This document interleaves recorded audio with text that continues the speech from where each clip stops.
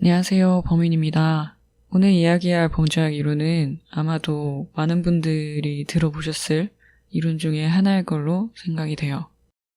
신기하게 범죄학이라는 걸 정말 잘 모르시는 분들도 그 낙인 이론과 깨진 유리창 이론 이라고 하면은 어디에선가 한 번씩은 들어보셨다라고 이야기하시는 경우들이 많은데, 오늘은 그 중에 낙인 이론에 대해서 이야기해보고자 합니다. 먼저 그러면 낙인 이론이라는 것이 무엇이냐부터 한번 알아보도록 할게요.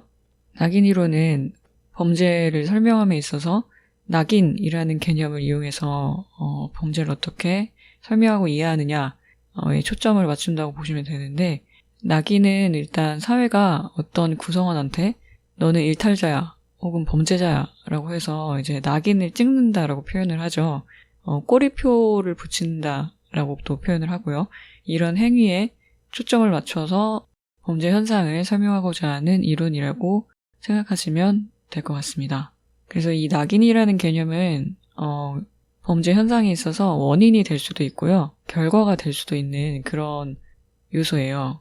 우선 결과가 된다라고 생각했을 때는 어떤 행위가 사회적으로 나쁜 행동으로 규정되고 어떤 사람이 범죄자로 대체 낙인을 찍히는가, 그러니까 낙인을 찍히게 되는 이런 원인들에 대해서 알아보는 거죠. 그래서 결과적으로 낙인이 결과값이 되는 거예요. 그리고 반대로 낙인이라는 것이 원인이 되는 경우는 낙인이 범죄나 비행을 어떻게 지속시키고 확대시키는가를 알아보는 것이라고 보시면 되겠죠. 저희는 이 두 번째에 대한 이야기를 주로 많이 할 거예요. 그래서 우선 낙인 이론의 쟁점이라고 한다면 대체 누가 누구한테 낙인을 찍고 대체 무엇이 일탈이고 낙인을 결정하는 요인들이 무엇인가, 이게 우선적으로 이야기가 될 수 있는데, 그래서 이 낙인이 가장 중요한 요소로 인식이 되는 그 과정을 설명하는 데 있어서 상징적 상호작용 과정으로서의 낙인에 대한 설명이 있어요. 그래서 여기서 얘기하는 상징적인 상호작용이라는 것은 무엇이냐면, 우선 다 저희는 개개인이 모여서 사회를 이루잖아요. 근데 이러한 개인들이 정체성이나 자아 개념이나 인지 과정, 가치, 태도 이런 것들이 사회적인 맥락 안에서, 이 말은 뭐냐면 다른 사람들과의 사회에 작용해서 이제 구성을 하게 된다는 거죠. 그러다 보니까 타인의 관점이 개인을 구성하는데 굉장히 중요한 요소가 되면서 낙인 과정이라는 것 자체가 비행 회계에 적용되는 것도 마찬가지라고 생각을 하시면 되겠습니다. 근데 사실 지금은 저희는 이 낙인이 찍힘으로 인해서 범죄자가 범죄를 지속하게 되는 과정이나 이런 것에 대해서 이야기를 하고 있지만, 사실 근원적으로 낙인이 하고자 했던 목표는 무엇이었냐면, 이것을 공식적이거나 혹은 비공식적으로거나 범죄를 예방하려는, 그 일탈을 억제하려는 목적으로 시작을 했어요. 근데 이제 단지 그 결과물이 오히려 반대로 일탈을 억제하지 못하고 더 지속시키는 결과를 낳았던 게 돼버리는 거죠.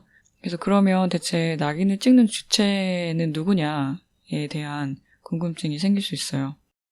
우리가 일반적으로 생각했을 때 낙인 이론은 그냥 우리 사회에서 손가락질하고 저 사람을 꼬리표를 붙이면 되는 거 아니야? 라고 생각하실 수 있지만, 공식적으로 이론상으로 낙인이라는 것을 하는 주체는 사회에서의 공식적인 기관들, 그러니까 사회규범이나 법규범 같은 것을 집행할 권한이 있는 그런 경찰이나 검찰, 법원이나 교도소, 정부기관 이런 것들일 때 요인의 영향력이 크게 증가한다라고 낙인 이론가들은 이야기를 하고 있습니다.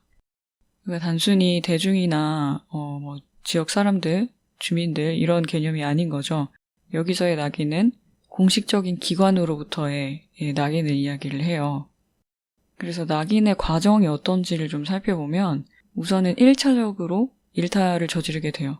범죄나 일탈을 저지르게 되는데, 이 시기 전까지는 굉장히 이 일탈이라는 것 자체가 자주 일어나는 일이 아니고 공식적으로 이게 기록이 되지 않았기 때문에 오히려 영향이 없다라는 거죠. 근데 우선 1차적인 일탈을 했어요. 하고 나서 공식 기관이랑 그럼 경찰이나 검찰 이런 것이랑 교도소에도 갔다 오고 이런 식으로 대응이 있었어요. 그리고 대중들도 저 사람 전과자래 이런 식으로 이미 대중으로부터도 낙인이 찍혀 있어요. 이렇게 될 경우는 이 일탈이라는 것이 더 이상 산말적인 것들이 아니라 경력이라는 걸로 발전을 한다는 거죠. 개인한테. 그러다 보면 사실은 이 일탈자, 범죄자, 재범자라는 낙인이 없었다면 발생하지 않았을 2차적인 일탈까지도 갑자기 발생을 할 수 있다는 거예요. 예를 들자면 이런 건데 제가 예를 들면 어디에서 빵을 훔쳤어요. 빵집에서 빵을 훔쳤어요. 근데 이 빵집에서 빵을 훔친 게 누군가의 신고로 제가 잡혔어요. 잡히고 나서 그 범죄로 인해서 제가 형량을 받고, 이건 좀 과도한 예시이긴 하지만 형량을 받고 제가 교도소에 가서 수감을 했다가 출소를 했어요. 그 다음에 이제 집에 와서 다시 이제 돌아와서 일상생활로 복귀를 하려고 하는데 사람들이 봤을 때는 저는 이미 한번 범죄를 저지른 범죄자인 거죠. 그래서 이제 저를 대하는 태도부터 굉장히 달라지기 시작하면서 저를 범죄자이기 때문에 굉장히 공격적으로 대하는 이웃이 되게 많아졌어요. 그런 이웃들이랑 어느 날 시비가 붙었어요. 저를 계속 범죄자라고 부르고 그런 환경에서 저도 더 이상 참지 못하고 시비가 붙어서 싸움이 일어나서 제가 그 상대방을 때렸어요.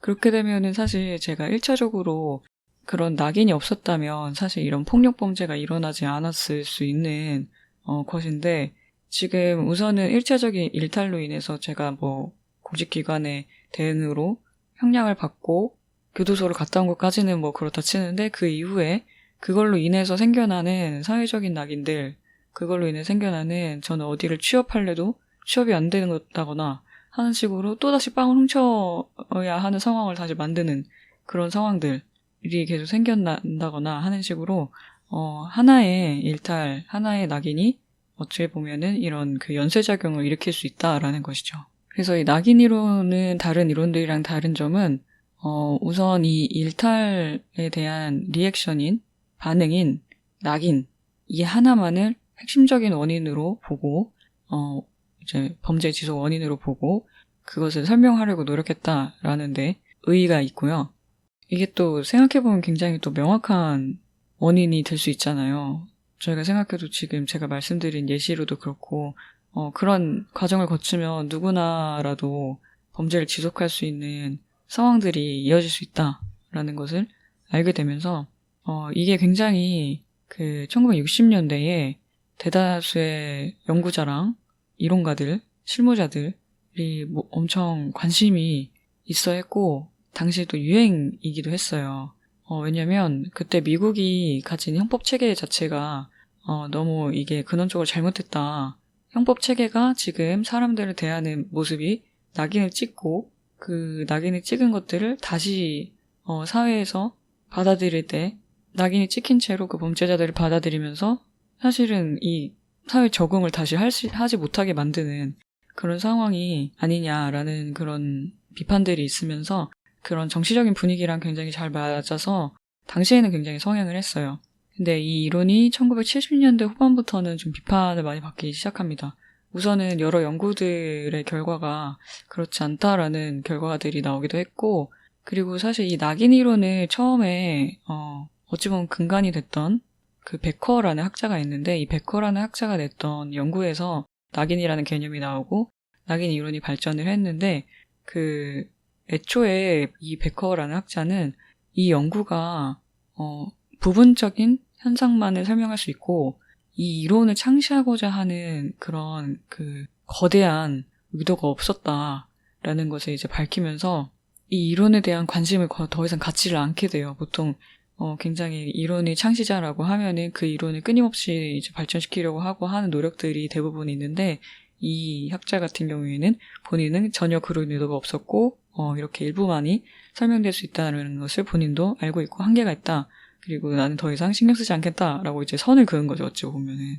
근데도 불구하고 이게 이후에도 굉장히 발전을 하기는 했어요. 그래서 이제 처음에 기존에 있던 낙인 이론 자체가 공식적인 그런 낙인, 그 사법기관에서의 낙인을 이야기를 했다면 이제는 좀 더 약간 비공식적인 낙인, 이 사회 내에서, 친구들 내에서, 특히 이 청소년들 사이에서의 낙인, 이런 것들에 관심을 가지고 연구가 그래도 확장이 어느 정도 되고 있는 편이라고 보시면 될 것 같습니다. 범죄학 전체를 봤을 때는 이 낙인 이론이 다른 학습 이론이나 통제 이론, 고전 이론들, 이런 것들처럼 개별적인 이제 하나의 챕터, 큰 장으로 다루어지기보다는 약간 여러 이론들 중에 하나의 꼭지로 설명이 되어 있다거나 굉장히 짧게 다루거나 아니면 장이 없거나 하는 경향이 좀 있어요. 그래서 이걸 어떻게 바라보느냐에 따라서 큰 하나의 범죄학 이론이냐 아니냐가 좀 달라진다라고 생각하시면 되는데 워낙 잘 알려져 있는, 대중에게 잘 알려져 있는 이론이어서 좀 대표 이론이라고 생각을 하시는 경우들이 많죠. 네, 그래서 원래는 제가 다음 주에는 중간고사라는 타이틀을 걸고 네이버 라이브를 좀 해보려고 했었는데 제가 요새 좀 약간 본업이 좀 과중해서 마음의 여유가 부족한 관계로 이 8주차 수업을 휴강을 하고 개별 복습 시간을 가지시는 것이 어떨까 합니다.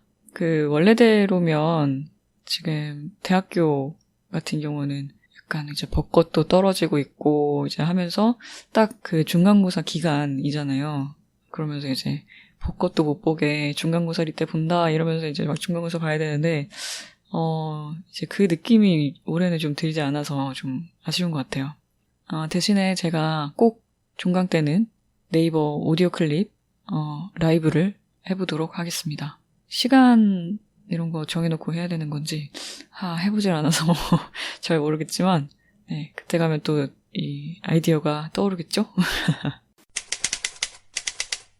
우선 이번 주까지는 범죄학 이론들 중에서 대표적인 개인의 특성 혹은 개인의 특성이 사회로부터 어떻게 영향을 받아서 범죄가 발현되는가에 대한 이론들을 좀 살펴봤다라고 보시면 되고요.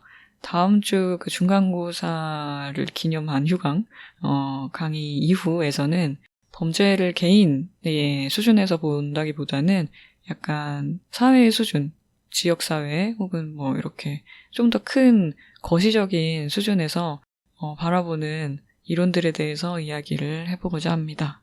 그러고 보니까 이 에피소드가 올라가는 수요일이 선거일이네요. 그죠? 그래서 선거들 많이 하러 가실 텐데 마스크를 꼭 쓰시고 여러 가지 조치들이 있겠지만 불편하겠지만 꼭 권리를 행사를 하고 오셨으면 좋겠습니다. 저는 사전투표를 했습니다. 네, 그러면 저희는 다음 주에는 쉬어가고요. 그 다음 주에 4월 29일에 사회 해체 이론으로 찾아오도록 하겠습니다. 들어주셔서 감사합니다.